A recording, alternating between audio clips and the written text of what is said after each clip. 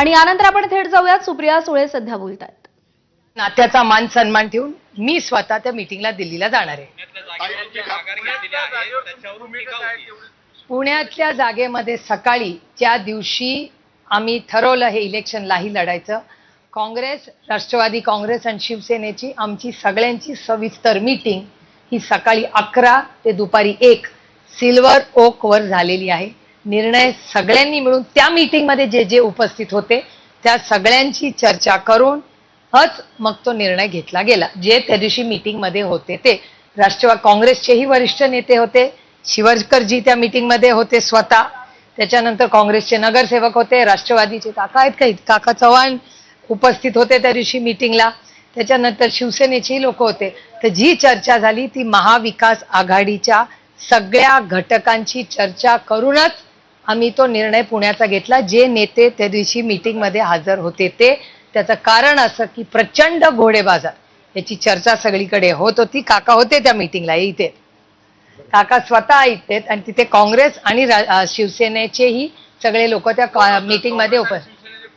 काँग्रेसमधून शिवरकरजी होते आणि ते कदम, जे कदम आहेत नगरसेवकजी, या सगळ्यांची आम्ही चर्चा करूनच जो निर्णय घेतला. आम्ही शहराध्यक्ष आहोत, आम्हालाच माहित नाही. त्याचं उत्तर माझ्याकडे नाही, ते तुम्हाला काँग्रेस पक्षाला विचारायला. जे काँग्रेसकडून जे आले ते ठीक ना. आता वेणुगोपालजींनी मला आमंत्रण केलं तर मी कसं काँग्रेसला म्हणणार की वेणुगोपालजी कोण. त्यांचं असं देखील म्हणणं आहे की महानगरपालिका निवडणुकीमध्ये राष्ट्रवादी एकत्र दिसले आणि पुन्हा एकदा आता आपण बघितलं या इलेक्शन मध्ये राष्ट्रवादीच्या उमेदवारासाठी म्हणजे अजितदादांच्या पक्षाच्या मी तुम्हाला एक सांगू का, माघार घेतली. नाही मान्य आहे. 8 ठिकाणी बदल झालेला आहे. 8 कॅन्डिडेट्सनी माघार घेतलेली आहे, त्याच्यात काँग्रेसची आहेत ना, काँग्रेसच्याही लोकांनी माघार घेतली.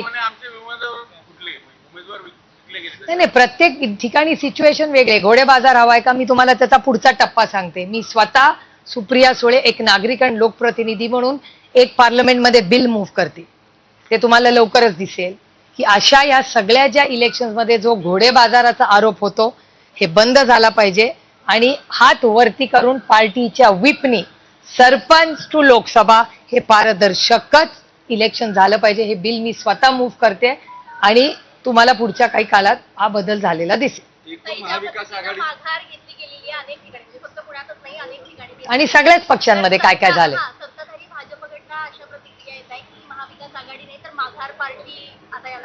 भारतीय जनता पक्षाने मला तोंड उघडायला लावू नये, त्याच्यामुळे मी सुसंस्कृतपणे काही बोलत नाहीये, कारण का माझा तो स्वभावही नाहीये. आणि विधानसभेत लोकसभेत ताकदीने लढूच त्यांच्या विरोधात आम्ही.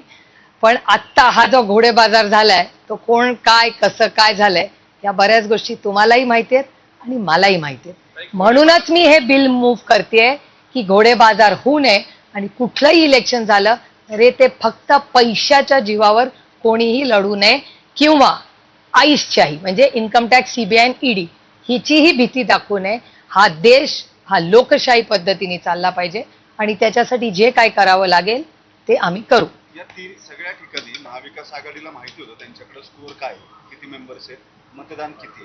तुम्हाला हे पूर्वीपासून माहिती होतं किंवा तुम्ही सीझन आहात, घोडेबाजार नंतरही होणार होतं, हे सगळं माहिती असून तुम्ही जे वातावरण तयार केलं, जो तुम्हाला त्याने जो सपोर्ट मिळालेला होता किंवा इलेक्शनमध्ये जी रंगत आली की ऑल ऑफ सडन शेवटच्या दिवशी एका तासामध्ये विड्रॉ झाल्यामुळं सगळं प्रेशर तुमच्यावरती आले की तुम्ही अननेसेसरी हे प्रेशर तयार केलं किंवा हा इंटरेस्ट तयार केला आणि अचानक विड्रॉ केलं.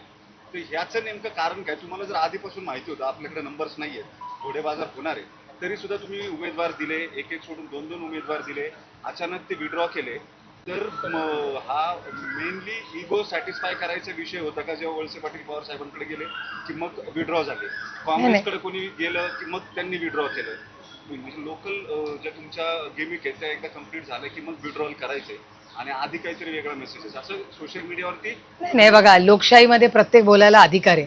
मलाही इलेक्शन कधीच रंगत वाटलं नव्हतं. काय रंगत होतं या इलेक्शनमध्ये, आणि घोडेबाजार इतका जाईल असं मलाही वाटलं नव्हतं, हे मी मान्य